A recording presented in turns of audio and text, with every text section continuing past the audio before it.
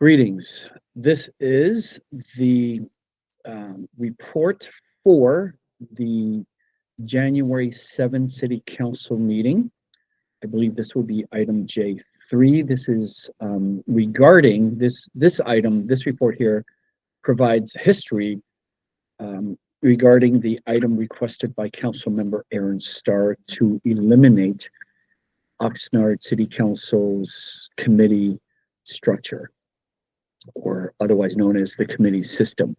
So by way of background, I am presenting the same report that was presented initially approximately 6 years ago in October of 2018 that lays out the logic, the rationale, and the recommendation that was ultimately adopted by the City Council back then.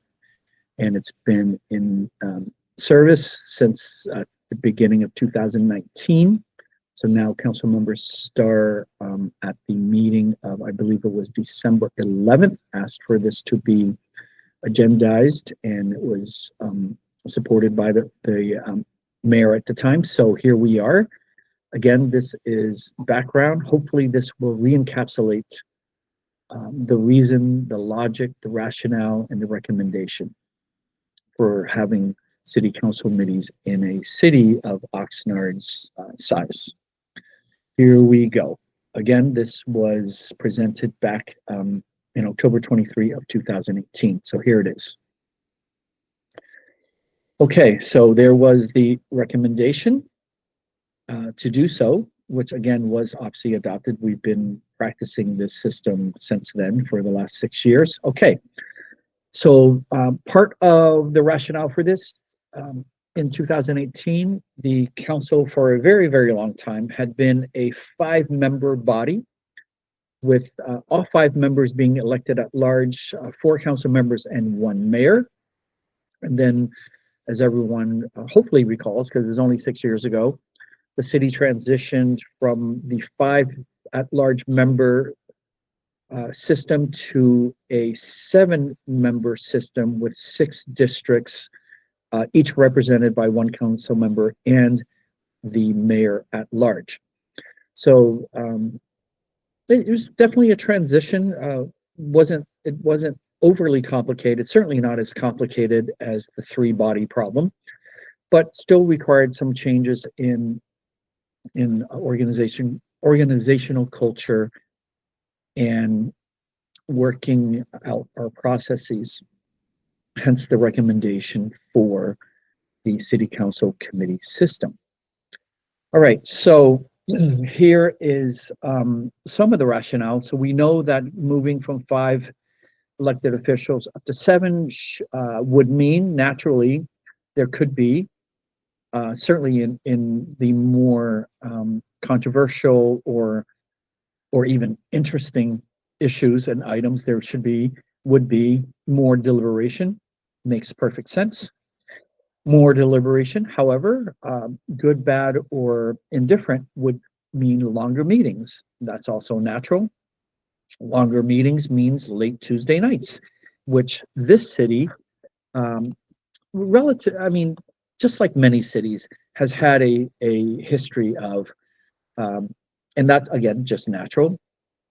However, that what also comes with that when you have late Tuesday night meetings is you're either rushing through certain items, and in some cases, this is the thing we do not like, is you're forced to delay items onto future agendas. So what happens when you rush or delay items? Well, you're adding to inefficiency, ineffectiveness, and even worse, at times, tardiness, which we want to avoid at all efforts possible to avoid.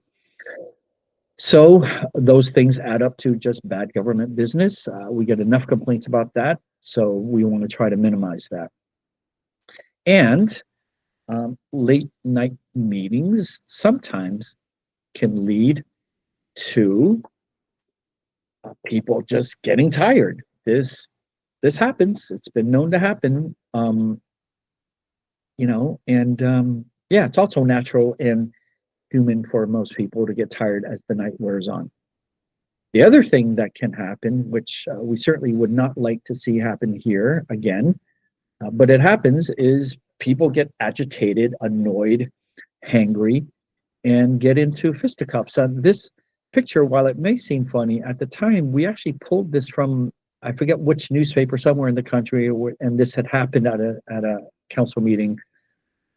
So these things happen. They do occur, not just, of course, in California, but across the country and across the world. It does happen. Chair throwing, just people pushing, shoving, and in some cases, literally getting into physical altercations. Not to say that that would ever happen again here, but the point is it's possible. Okay, so the committees would add to us being efficient, effective, and more timely. We propose that the committees be a formal structure, that it assures proper vetting and prevents delays of important city business. So we'd laid out that the full council meetings would meet on the first and third Tuesdays, and the committees would meet on the second and fourth Tuesdays, and that remains the case. We started this in January, and at that time, there had been in existence a series of city council committees and task forces. Those all terminated at the end of 2018. Those committees and task forces only comprised 2 members of the city council at the time, and of course they could not take formal action, and indeed they were not formal meetings. So we found that to be a less than stellar use of everybody's time. So the committees under this structure, under the current structure, has 3 members. They would take formal votes and then forward their recommendations to the full council. Most of the time it'd go on the consent, depending on the nature of the item. Certainly anything that's a new expenditure of more than $1 million, or something that we know, and we just use our collective judgment here, to be significant to the community, we would put on as a report. And most importantly, as always, anyone on the dais, any council member and or the mayor, always reserves the right to pull any consent agenda item for question, discussion, deliberation. And that continues to be the case. Here is a short list of the various cities that utilize the city council committee structure. Again, this is from 2018. I'm pretty certain this has not changed any, if at all. So the committees are held in the council chambers. They are conducted just like a regular council meeting with a formal agenda, published consistent with the Sunshine Ordinance, and the public is provided the time to make comment during each of the committees. So at the time, we had proposed and had actually begun with 5 committees. You can see them here. Now, with the advent of Measure M, the committee meetings could no longer take time during the day, so we consolidated them down to 3 committees, and they happen on the second and fourth Tuesdays in the evenings. So now what we have is Finance and Governance begins at 5 p.m. Well, and then the combined middle committee of Public Safety, Community Service, Housing, and Economic Development, that's the second/middle committee, convenes at 6:45 p.m. And then finally, to round out those Tuesday nights, the Public Works and Transportation Committee convenes at 8:30 p.m. So that's been the system, and that's what we've been working with. And for the most part, everyone seems to be fine with it. Let me see. And our recommendations back then was for how the committees would be filled out. That's no longer relevant because that's changed. Okay. So again, not every item of business will have to go through the committee. So examples include routine payments to vendors for projects that have already been approved by the council, occasional acceptance of grant awards, and certainly presentations from outside agencies and routine annual updates or reports to the council. No need for those to go through committee. Now, this is an important point. Conversely, the council may wish to send specific items to committee for in-depth study, or in some cases, to revert to send back an item to a committee for further vetting. I recall this has happened a few times, and so important point to point out: this is a two-way street. So there are times when the council can send something specifically to a committee. And then we talked about checking in after year, and everyone again was satisfied with this process. Okay, so to sum up the rationale, the committee structure provides greater opportunity for meaningful public input earlier in the process, and that's key. Earlier, it's not just more public input, but it's also earlier.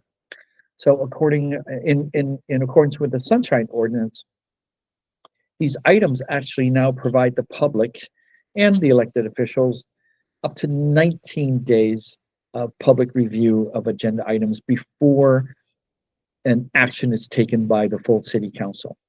We believe this would enhance the culture of public engagement and hopefully the civility, but also provides more time.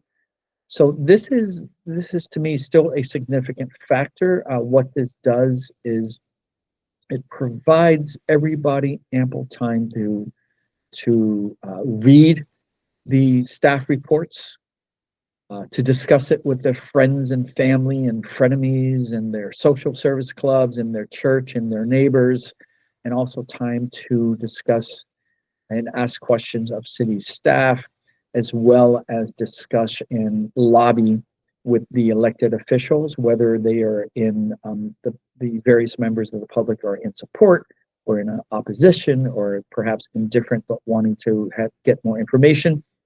This gives everyone plenty of time.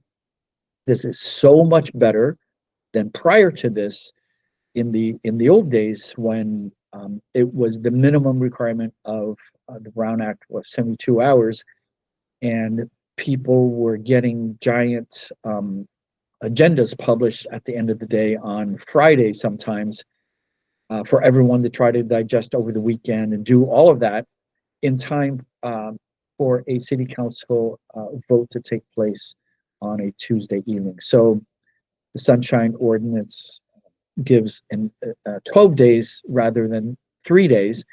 But more importantly, with the committee system, you get an added week to that. So 19 days. One thing is certain with this system, which is no real surprises anymore. There's no such thing as rushing something through. So this also, we believe, is a very important nuance here that is positive for the public.